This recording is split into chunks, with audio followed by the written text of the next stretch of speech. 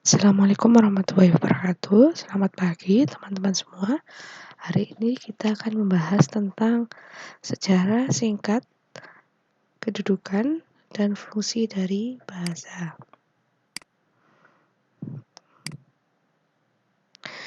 Oke, pertama, kapan bahasa Indonesia lahir? Bahasa Indonesia lahir adalah sejak terikrarnya Sumpah Pemuda. Di antaranya isinya adalah kami putra dan putri Indonesia menjunjung bahasa persatuan, yaitu bahasa Indonesia. Sejak diikrarnya hal tersebut, maka lahirlah bahasa Indonesia, yaitu tanggal 28 Oktober 1928.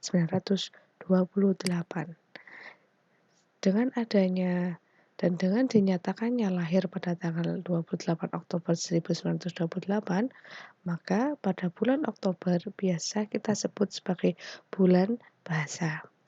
Kemudian, awalnya bahasa Indonesia berasal dari bahasa Melayu, karena Indonesia serumpun dengan Malaysia, di mana dulu bahasa Melayu sebagai bahasa pengantar perdagangan antar suku bangsa di Nusantara. Selain itu, media pengajaran pada zaman penjajahan Belanda juga menggunakan bahasa Melayu. Pelafalan, pola bentuk kata, dan kalimat itu sederhana dalam bahasa Melayu. Kemudian sederhana dalam tingkat pemakaian istilah. Itu asal muasal dari bahasa Indonesia, yaitu dari bahasa Melayu. Kemudian kedudukan bahasa Indonesia itu sudah termaktub dalam Undang-Undang Dasar 1945. Berikut akan saya paparkan beberapa pasal dan ayat tentang kedudukan bahasa Indonesia dalam undang-undang. Yang pertama, bab 15 pasal 36, di mana bahasa negara adalah bahasa Indonesia. Kedudukannya yang pertama, bahasa Indonesia sebagai bahasa nasional. Hal ini bersumber pada Sumpah Pemuda.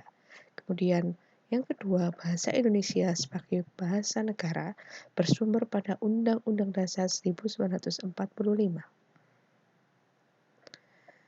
Selanjutnya, Undang-Undang Nomor 24 Tahun 2009 yang berisi tentang yang pertama bendera, bahasa, dan lambang negara, serta lagu kebangsaan.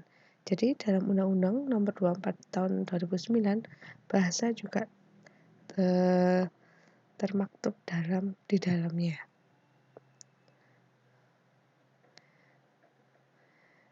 Bahasa Indonesia sebagai bahasa resmi ini ada pada pasal 25 ayat 1 berbunyi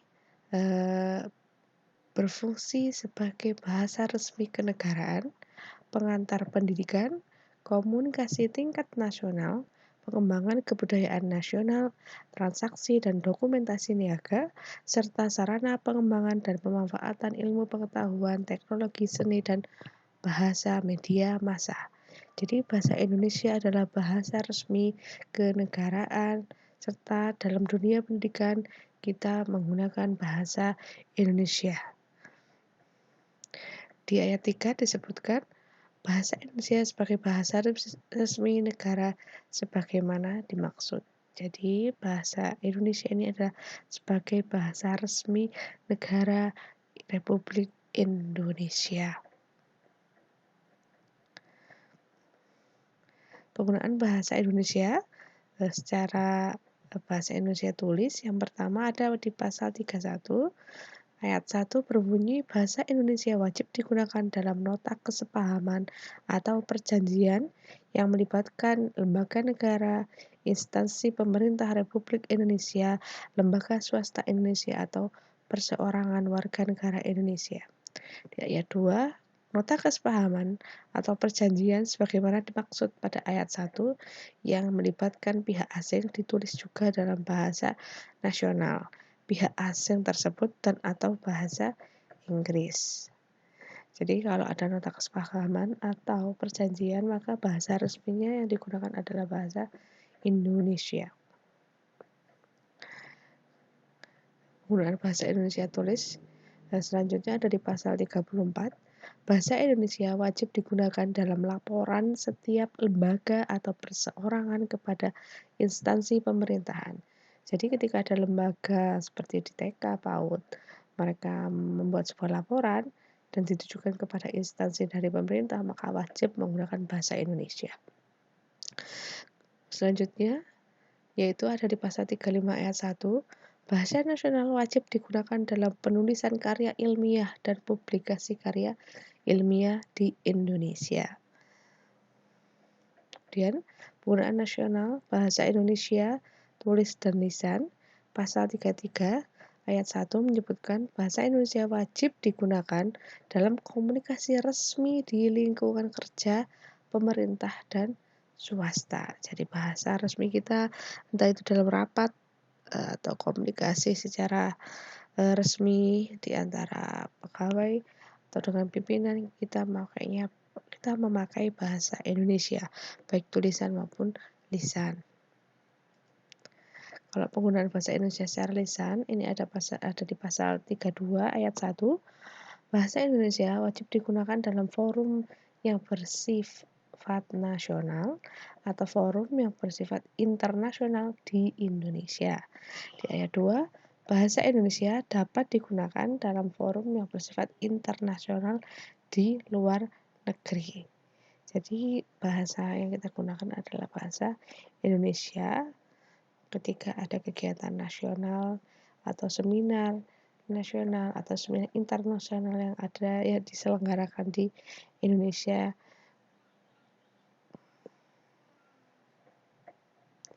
Kemudian fungsi dari bahasa Indonesia sendiri berdasarkan kedudukannya, bahasa Indonesia sebagai bahasa nasional berfungsi yang pertama sebagai lambang kebanggaan nasional, yang kedua lambang identitas nasional, yang ketiga alat pemersatu berbagai masyarakat yang berbeda-beda latar sosial, budaya, dan bahasa. Yang keempat, alat perhubungan antar budaya dan antar daerah. Jadi bahasa digunakan untuk berkomunikasi antar budaya atau antar daerah. Kemudian bahasa Indonesia sebagai bahasa negara berfungsi yang pertama sebagai bahasa resmi kenegaraan, 2. Bahasa pengantar di lembaga pendidikan, ketiga bahasa resmi dalam perhubungan tingkat nasional untuk pembangunan dan pemerintahan, dan yang keempat bahasa resmi dalam pengembangan kebudayaan nasional, ilmu pengetahuan dan teknologi. Jadi kalau sebagai bahasa nasional itu digunakan ketika di dalam di negara kita sendiri di Indonesia. Kemudian kalau sebagai bahasa negara itu digunakan untuk acara resmi dengan mungkin dari ketika kita mengadakan acara seminar atau mungkin mengadakan kegiatan di mana kita mengundang dari pihak lain atau dari negara lain, bahasanya yang kita gunakan adalah bahasa Indonesia, termasuk ketika kita mengajar baik itu di sekolah TK, KB ataupun TPA, bahasanya kita juga menggunakan bahasa Indonesia. Fungsi lain bahasa secara umum di sini, fungsi umum bahasa adalah sebagai alat komunikasi manusia. Itu sudah jelas ya bahwa manusia itu adalah makhluk sosial, butuh berinteraksi dengan orang lain, maka kita butuh alat yang bisa kita gunakan untuk bisa berinteraksi. Nah, alat itu apa? Alat itu adalah bahasa, yaitu alat yang kita gunakan untuk berkomunikasi adalah bahasa. Untuk fungsi secara khususnya, sesuai tujuan, fatik, konatif, emotif, kultural, politis, edukatif, mengatur diri, mengatur orang lain, interaksi, adaptasi sosial, dan sebagainya. Kalau mengatur orang lain, ketika kita punya kedudukan, misalnya jadi pemimpin, kita bisa mengatur anak buah kita menggunakan bahasa, entah itu bahasa tertulis maupun bahasa secara lisan. Untuk mengungkapkan atau memberitahukan bahwa keinginan kita atau kebutuhan kita atau mungkin mengekspresikan emosi kita itu juga menggunakan bahasa. Ketika emosi kita tidak tersalurkan dengan baik, ya melalui bahasa tadi, eh, secara tidak langsung emosi kita juga ikut berpengaruh. Jadi bahasa ini juga sangat penting untuk kita agar tidak terlalu menutup diri, menutup emosi kita. Jadi dikeluarkan saja melalui entah itu lisan, entah bahasa lisan, atau berbicara dengan orang lain, curhat ke orang lain, atau mungkin dalam bentuk bahasa tulisan. Ya tentu tulisan itu juga nanti juga bisa di-share-kan kepada orang lain sebagai bentuk pengalaman kita terhadap apa yang sedang kita alami. Sebagai bentuk penyaluran emosi kita, itu salah satu fungsi khusus dari bahasa. Kemudian ada ragam bahasa. Di sini ada ragam bahasa Indonesia. Teman-teman tahu apa ragam bahasa? Ya, ragam bahasa di sini ada yang pertama berdasarkan waktu, berdasarkan media, berdasarkan situasi, berdasarkan bidang atau tema, dan berdasarkan daerah. Jadi ada 5 ragam bahasa Indonesia yang bisa kita pelajari. Yang pertama berdasarkan waktu, yaitu ragam bahasa Indonesia lama. Ini ragam bahasa Indonesia lama ini adalah bahasa Indonesia yang kita gunakan sebelum terikrarnya Sumpah Pemuda pada tanggal 28 Oktober 1928. Kemudian ragam bahasa Indonesia baru adalah ragam yang setelah terikrarnya Sumpah Pemuda. Kemudian berdasarkan media, itu ragam bahasa lisan dan juga ragam bahasa tulis. Apa bedanya tulis dan lisan? Yang pertama, kalau ragam lisan, kita perlu lawan bicara.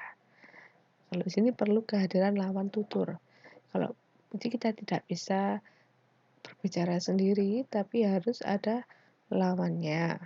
Yang kedua, ada unsur gramatikal yang tidak lengkap.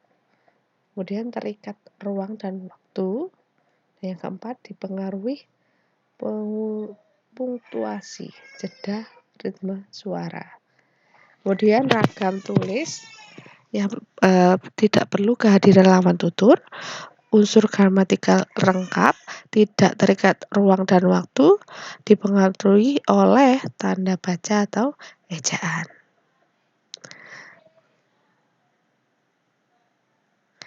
Kemudian berdasarkan situasi, ada ragam resmi, itu formal dan ilmiah. Kemudian ragam tidak resmi yaitu informal atau kasual yang kita gunakan sehari-hari. Kalau resmi kita gunakan biasanya di dunia pendidikan, saat seminar, saat rapat, dan lain sebagainya. Kemudian ragam akrab atau intim ini biasanya kita gunakan ketika kita berbicara dengan sahabat kita atau dengan pasangan kita. Dan ragam konsultatif ini biasa digunakan untuk badan usaha. Kemudian ragam ilmiah itu ada lisan dan tulis. Yang lisan adalah bunyi bahasa Indonesia yang bebas pengaruh dialek dan logat. Kemudian yang tulis digunakan untuk keperluan ilmiah atau akademik. Yang kedua diatur oleh aturan ilmiah, ejaan, diksi, kalimat, tata tulis, baku. Jadi ada ragam ilmiah, kalau yang lisan ini kita menggunakannya bebas dari dialek dan logat. Kalau tulis ini harus digunakan untuk kepentingan ilmiah, semisal buat skripsi, atau mungkin buat makalah, atau mungkin buat artikel kayak gitu. Dan ini ada aturannya dan tidak sembarangan ditulis. Kemudian ada ragam non ilmiah yang ada lisan dan tulisan juga. Kalau lisan ini percakapan keseharian yang bebas aturan, jadi kita sudah ngobrol sama teman kita, ngobrol sama tetangga, dan lain sebagainya. Kalau tulis untuk keperluan non ilmiah seperti eee, memo atau mungkin, surat untuk, teman-teman kita, kayak gitu, dan tidak ada ikatan. Eee, oke, sekarang teman-teman simak dan lakukan. Kita berbahasa Indonesia yang baik dan benar. Bahasa Indonesia baik itu dalam artian nilai, rasa tepat sesuai konteks situasi pemakaiannya, dan benar itu merupakan menerapkan kaidah dengan konsisten. Oke, terima kasih. Sekian untuk hari ini. Saya akhiri. Assalamualaikum warahmatullahi wabarakatuh.